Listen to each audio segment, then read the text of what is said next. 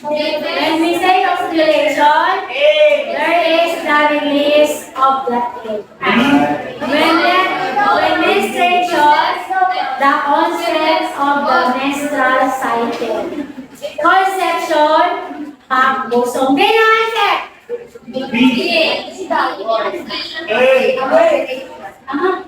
Mga babae ko sa ovulation.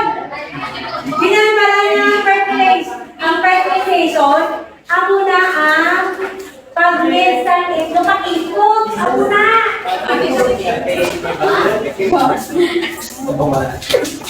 I-fertilize ang egg. May ikot. Wala. So that is ovulation. Ano ba yun? Next, thinking yan. Kadosis lang mo, may tama.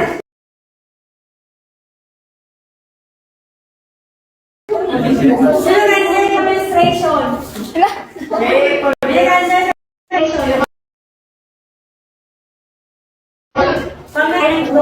Kaya, ang mga lalaki ng mga bride, binahilot nila ilang biyak kung nag-mens para hindi magbusong.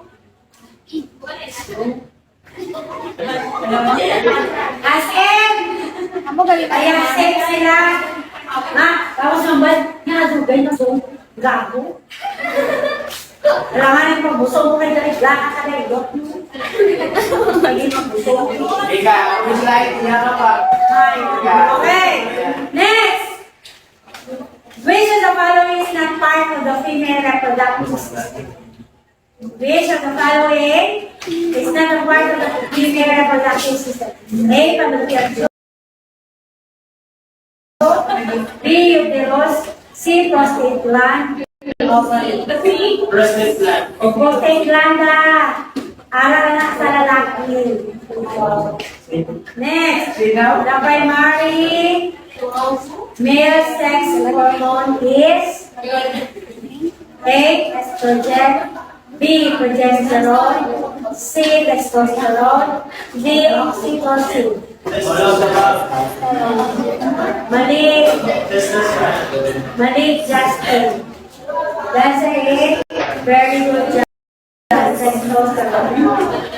Aquí puro si Justin. So what is oxytocin? Oxytocin is the hormone released when we are happy. Siyempre kung nakakabilis sa next. Sa following isang ministry, placenta during pregnancy.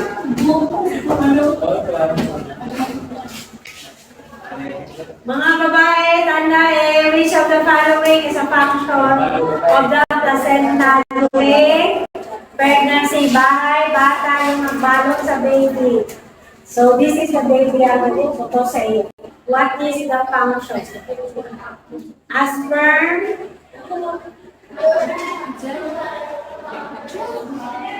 a producing sperm, protecting the fetus from infections, providing nutrients and oxygen to the fetus, producing breast milk. What's the answer? Ano answer?